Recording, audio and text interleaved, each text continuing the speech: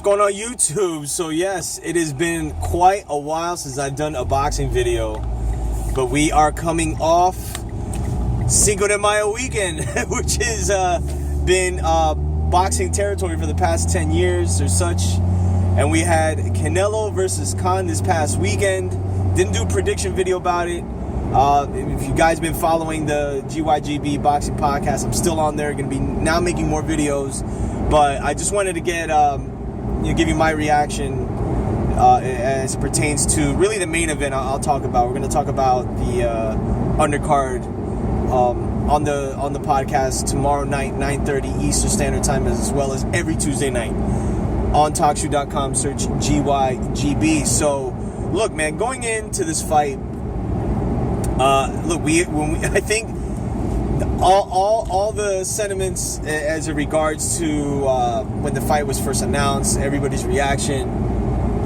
Look, I think everybody was kind of on the same tip, man. Like, why is this fight happening? And, we got a clear answer why Saturday night, as, Amir Khan was knocked out cold 6 rounds by Canelo Alvarez. Now, before that knockout happened, I gotta say, man, Amir Khan really impressed me, man. He was boxing really well, getting out of the way of punches, taking a couple of Canelo's left hooks, was starting to make me raise my eyebrow. Around like round 4, I was like, whoa, where's this going now?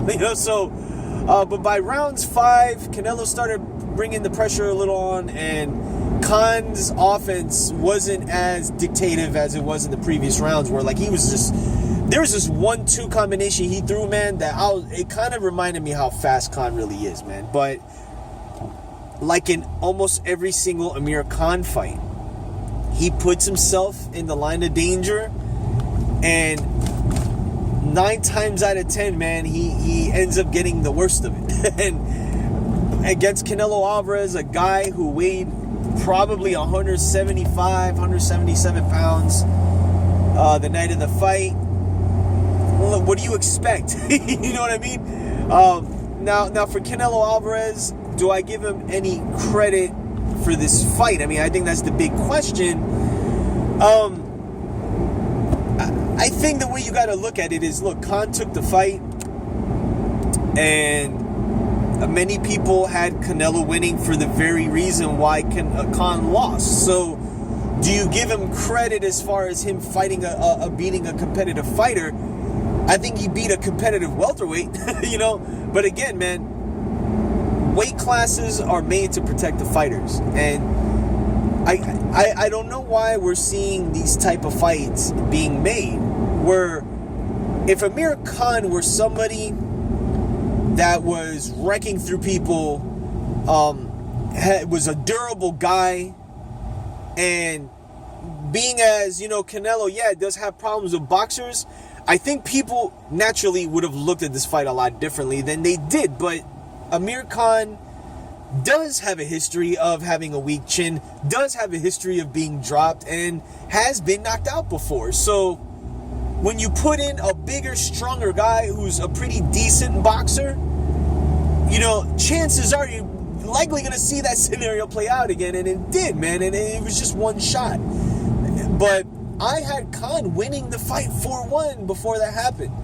I think he did things really well. It's just, again, man, like, as good as Khan is with his speed and things as such, I really don't think he has that good a defense. And when you add that his chin isn't great, man, like, what do you expect to happen?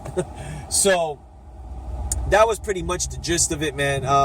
Amir Khan, him going now down to welterweight, I'm concerned he's going to have trouble making weight now, because he didn't make 155. He didn't make this weight he didn't come in light. He wasn't somebody who was packing on calories to make 155. Like, he balloons up a little bit, and they had him listed at 5'10".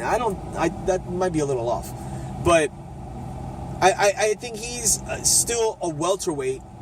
But I think now that he's made 155, and he made it right on the dot. He didn't make it like 151, 152, where he was trying to bulk up. I think he was cutting weight, and they just stopped at a point where, like, you know what? All right, we're already at weight.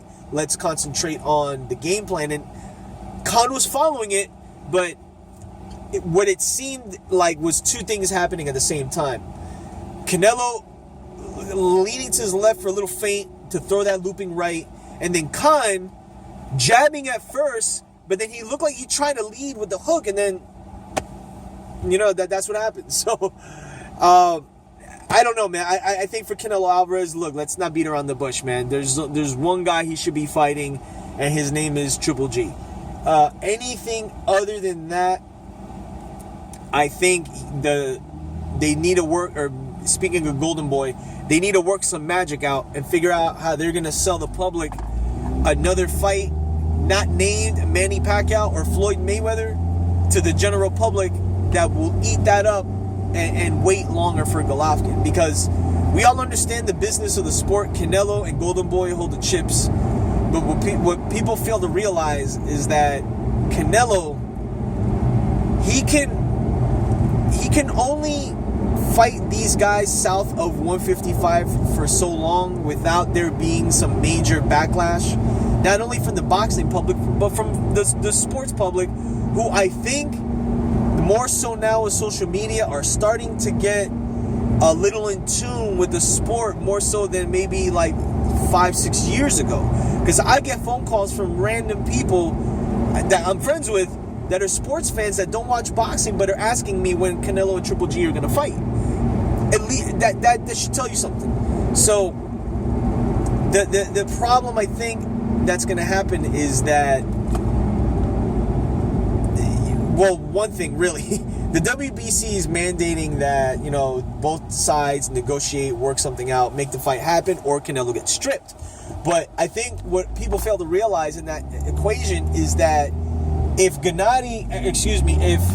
Canelo gets stripped of the title, he's still technically the lineal Ring Magazine middleweight champion of the world. However you want to look at it, that would still be the case.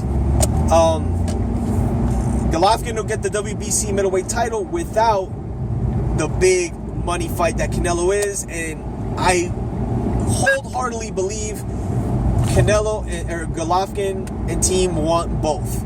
I believe they're only going to get one of those things, which is the title. I don't think Canelo and Triple G are going to fight this year. I think that's a fight that's probably going to happen next year.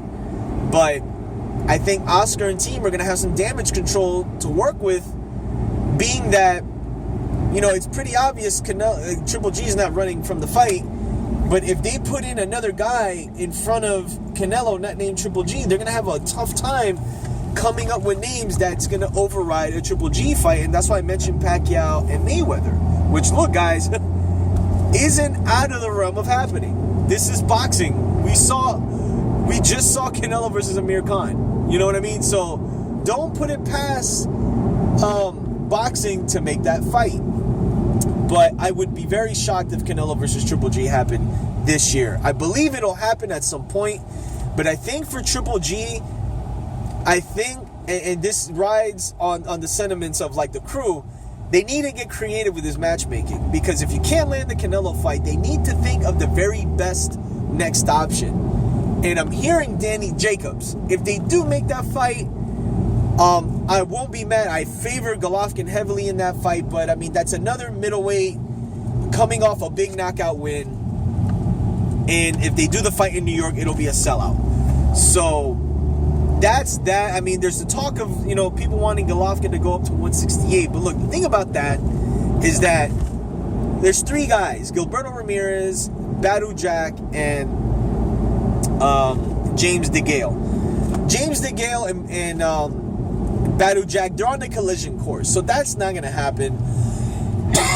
The Gilberto Ramirez fight, that doesn't make any sense right now for Ramirez, and I don't think Golovkin gets any credit going up fighting him as opposed to those other two, let alone not fighting Ward at 168.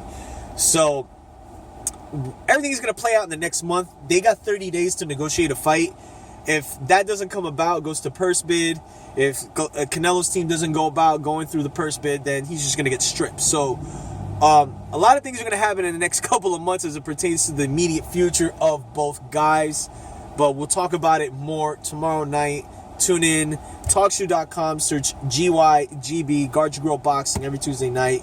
Myself and Ride or Die. So that's pretty much it, man. I'm going to be back making more videos, man. Just been really crazy busy, man. And we're back, though. So until tomorrow night, until my next video, salute, and I'm out of here. Peace.